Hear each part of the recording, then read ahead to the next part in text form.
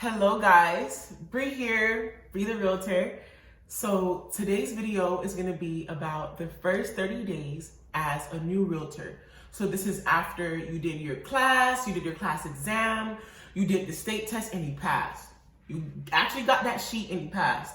So the first thing that you need to have down pat your first 30 days is definitely finding the right brokerage, the right office.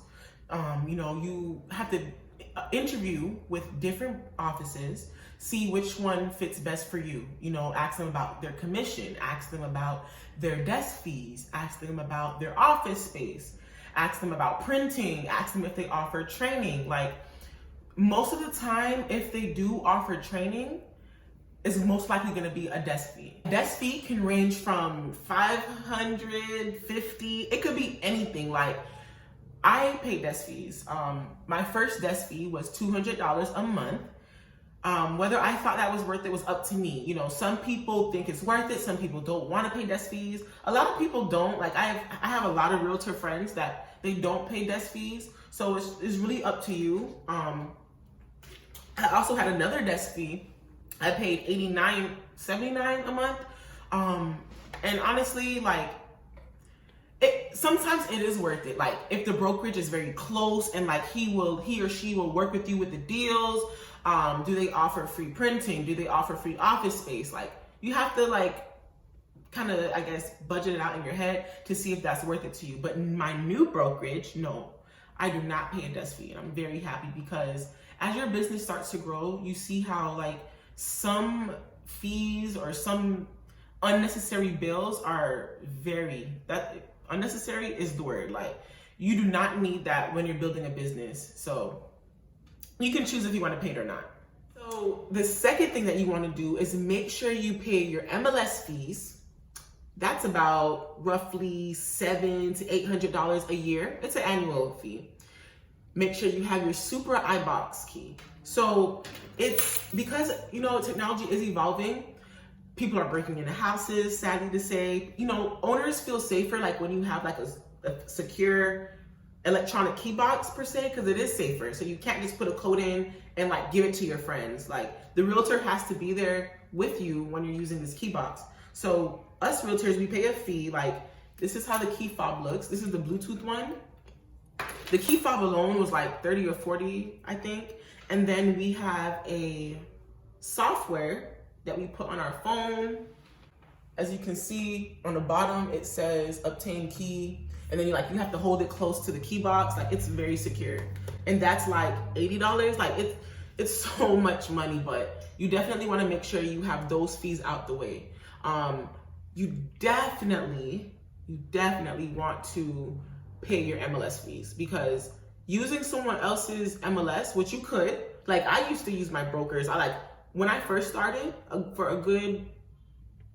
almost for all my business, I use someone else's MLS, but I feel like you're not taking your business as seriously. And like when you send out emails to your customers, sellers, whatever, buyers, they're gonna see like another person's name. They're gonna wonder like, who is that?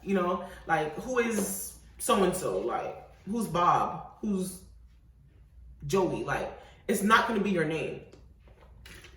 So with a whole bunch of real estate fraud going on, it does look kind of suspicious. So it's just better to have your MLS with your name, your email, your phone number, like your everything. Like make sure that you get your MLS fees. So the next thing that you want to do is once you pick your office, once you pay your fees, you got your super key box. So that means you can go into any property you want. Once you got all of that out the way, you want to make sure that you goal set, like that you set a yearly goal. How much do you want to make this year in 2021? I actually recently did that last week because I switched brokerages. We had like a meeting, like a training almost. We went over our goals. We talked about how exactly we're going to get there, how much calls we have to do, how much people we have to talk to. So I really feel like that's imperative, because if you got everything, see, people make real estate so hard, and it's really very simple. Pass your test, pay your fees, and now set your goals and work backwards. And say you want to make $100,000 in a year. How much people do you have to call? How much people do you have to talk to? How much sellers do you have to talk to? At what price point? How much emails do you have to, send out, right? You got to make sure that you know your average sale price in your area. You know how much the commission that they're paying out. The commission in Florida is usually 3% for the buying and selling side. 2.5, like everything is negotiable. So you just want to make sure that you got the right price point. You know who you're calling, you know what you're doing every day, you know what you have to do every day, and once you build up that consistency and that momentum, it's like, it would definitely pay off. You're going to have, my phone rings all the time. Like, I get a lot of text messages on ads I posted like 3 months ago or 4 months ago, or it doesn't matter. Like, especially with the digital age, it's at our fingertips. So your phone will always be ringing. The next thing you want to do, once you pick your office, paid your fees, set your goals, the next thing you want to do is train. You want to get your scripts. You want to train and know what you're going to say to these buyers or sellers. You want to make sure that, like, there's certain sales tactics that us as realtors, we should learn just to, I don't want to say manipulate, but kind of make them like do what you want, but like in a way that's beneficial for them. You don't want to make it to where it's like a selfish type of thing, but something like you're kind of like a counselor. You want to open their minds to a different avenue that they never thought about before, and you get paid for it, So if you lead them the right way, they're gonna love you. They're gonna refer you to their friends, their family, their cousins. Like, you're gonna be the realtor that gets it done. So I definitely think training on the scripts, learning how to talk to people, learning different personality types is another thing that you should do your first 30 days as a realtor. So the very last thing you want to do is stick to a schedule. So after you goal plan, you want to make sure that you figure out when you should talk to them, like from 9 to 12 or, from 5 to 7. You want to make sure you time block. I keep my schedule in this little book along with my notes and my cold calls and how much people answered. It's really good to get yourself a little book, like write it down. Writing stuff down has definitely helped me. But you want to stick to a strict schedule, because the way it is in real estate is called the snowball effect, right? Once stuff that you do later on will definitely eventually pile up and pile up and pile up. And it's like your business is this will be this big, huge mass of success from stuff you did like 2 years ago. If you are consistent, that's just like working out. If you consistently work out for a month, you're gonna start losing weight.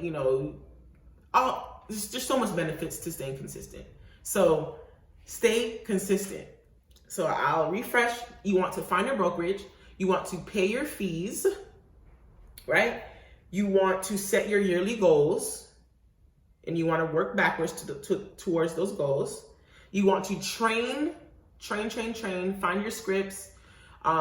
And also you want to stick to a schedule. Those are the 5 things that I feel like that you should do the first 30 days as a new realtor. That completes the end of the video. I really believe that those are the 5 things that you need to do as a new realtor. You guys, my socials will be down below. I love to interact with you guys. Feel free to DM me. Like, this is what I do. DM me. Don't forget to like, comment, share this video with your friends or for your other realtor buddies.